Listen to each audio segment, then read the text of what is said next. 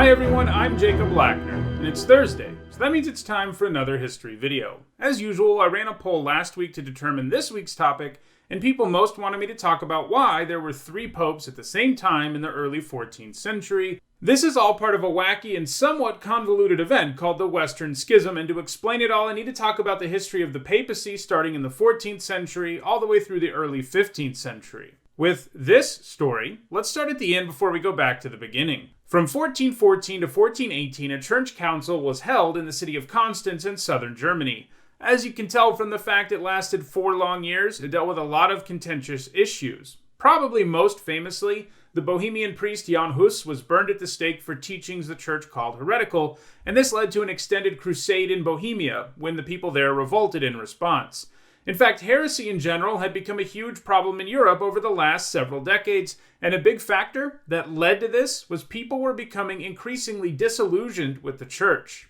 This was partly because there were 2 or more popes from 1378 to 1418, and this caused a lot of people to develop doubt in papal authority and the teachings of the church, since all of these guys were claiming the title. After all, there's only supposed to be one pope who is granted God's divine authority. It isn't hard to imagine people at the time thinking, yeah, sure, you're God's vicar on earth, and so is that other guy.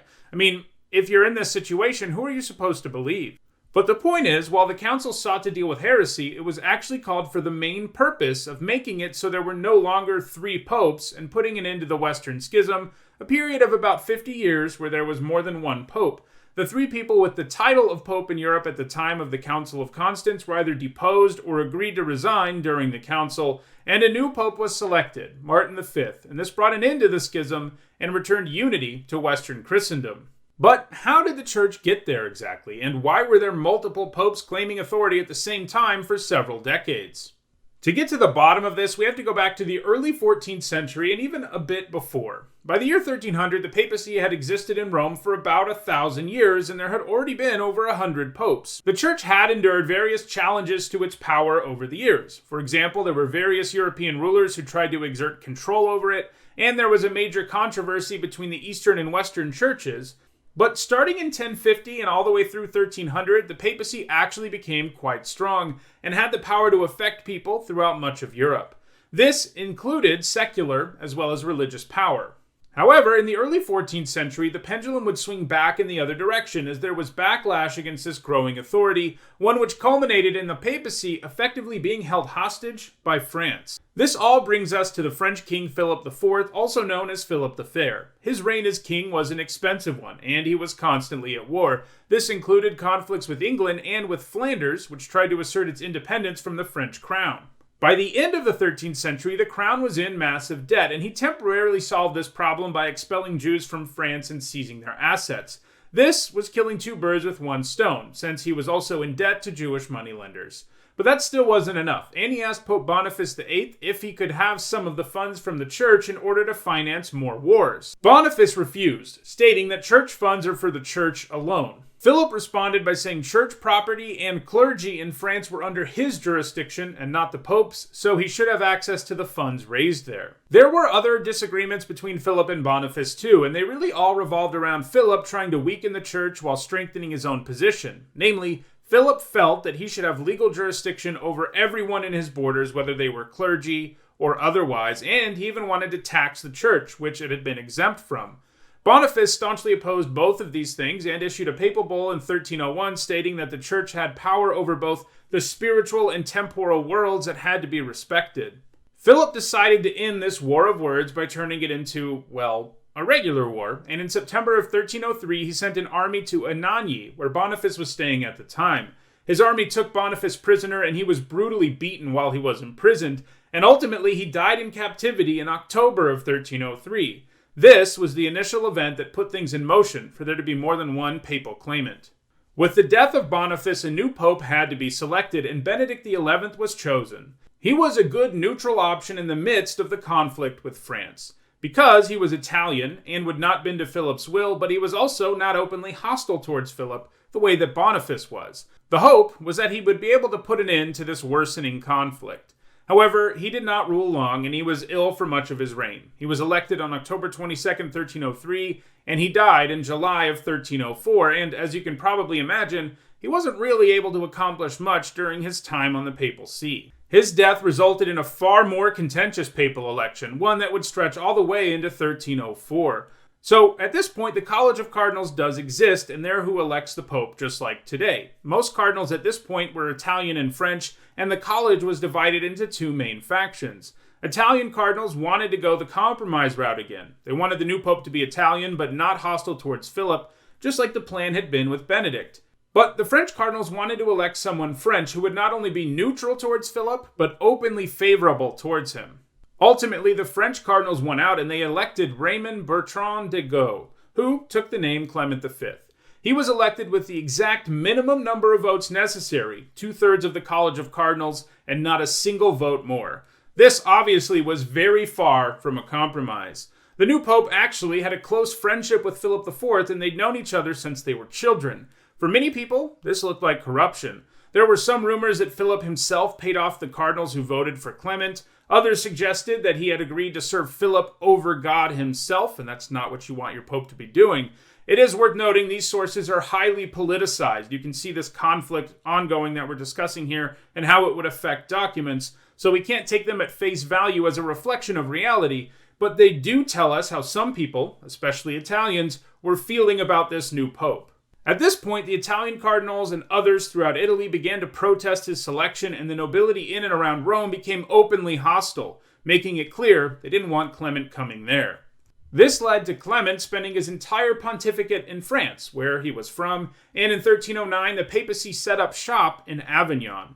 The papacy would remain there all the way until 1378, never even visiting Rome. While not technically part of France at the time, it was very much within Philip IV's sphere of influence, and he and his successors exerted significant control over the church. During this period known as the Avignon Papacy, and referred to by Italians as the Babylonian captivity of the papacy.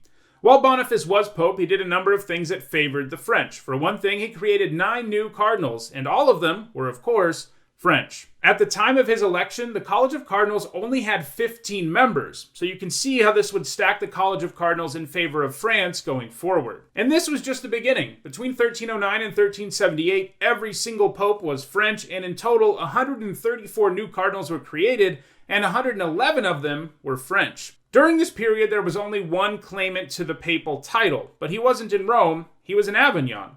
It would be the events surrounding the end of the Avignon Papacy that would lead to the beginning of the Schism. So let's fast forward to the end of the Avignon Papacy now. In 1377, Pope Gregory XI was the pope in Avignon, and he decided to take a trip to Rome. Something no Avignon pope had done. It's unclear exactly what his intentions were, and the documents around this time, as I've noted, are heavily politicized. French sources say he was just going for a visit, but Italian sources say that he was moving the papacy back to Rome permanently. The evidence points more towards his wanting to move the papacy back to Rome entirely, because earlier in his career he was quite critical of the French crown's meddling with the church. Whatever his reason for going to Rome, though, what matters is that he fell ill and died there. This meant that the College of Cardinals, which as I've noted was overwhelmingly French, had to travel to Rome to select a new pope. While they were meeting, an angry mob formed outside and eventually broke into the building. The Roman aristocracy felt that the French crown had stolen the papacy from them, and they made it clear they wanted an Italian to be elected as the new pope, and they wanted him to stay in Rome free of French control, and really under their control instead of France's. Under duress, the College of Cardinals elected Bartolomeo Prignano, who would become Pope Urban VI. However, it quickly became clear that the College of Cardinals only did this to save themselves, and they retreated from Rome and met again in the city of Fondi, where they annulled the election of Urban VI and elected a new French pope who took the name of Clement VII. Clement and subsequent popes in his line would resign in Avignon, while Urban and his successors ruled from Rome. This began this Western Schism. Today, the Church considers the Avignon popes during the Schism to be anti-popes, so they are not viewed as legitimate popes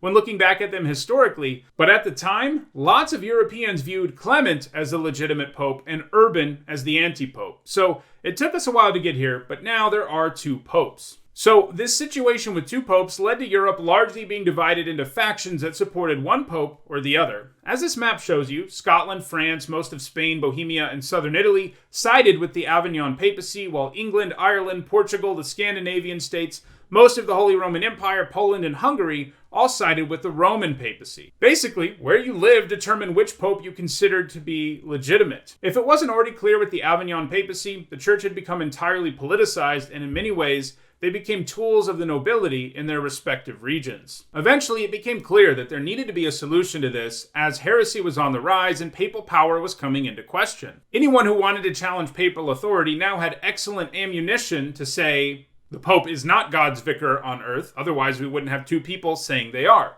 So in 1409, a church council met in Pisa. It accused both the Avignon and Roman popes at the time to be heretics, and elected a new pope, Alexander V. So this plan might sound good and all, but it didn't work. The Council of Pisa was sparsely attended and received very little support outside of northern Italy, and neither the Avignon or Roman popes were willing to step down, and they both had enough allies that all the council did was elect a third pope, one that was considered legitimate in northern Italy, but not anywhere else. So now, between 1409 and 1418, there were three popes, and humorously enough, an attempt to put an end to the schism just made it worse.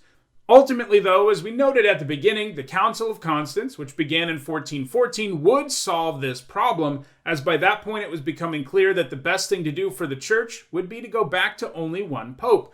It worked this time because there were enough powerful clergy, cardinals, bishops, and archbishops in particular, that wanted to put an end to the schism. By this point, it had become an issue that a majority agreed upon, whether they were Italian or French. In short, people had realized that this whole three popes thing was a bad look for all three of the popes, and they needed to fix this major problem with the church before too much damage had been done and the church became permanently fragmented. In 1418, the council concluded and officially put an end to the schism, granting papal authority to Martin V and no one else. However, the damage had been done. Many events in the 14th and 15th centuries contributed to growing animosity and doubts directed toward the church, and the schism and Avignon papacy were perhaps the most damaging for the church's image. It's no coincidence that people began challenging the church's claims of authority in the wake of these events. This included William of Ockham and John Wycliffe in 14th century England, and Jan Hus in 15th century Bohemia, the same Jan Hus who was also executed at the Council of Constance. These men all laid the foundation for the Protestant Reformation, and not in some abstract way. In the early 16th century, Martin Luther read the work of all three of these men, adapted their arguments, and then added his own. Well, that does it for this week's video. If you enjoyed it, please like it and share it so that others can enjoy it too. If you want to make sure you catch future videos, don't forget to subscribe and turn on notifications. And if you want to see some previous videos, you should see a playlist on your screen shortly. Also, there's a poll up on the community tab right now asking what topic I should cover next week, so don't forget to vote. Thanks for watching.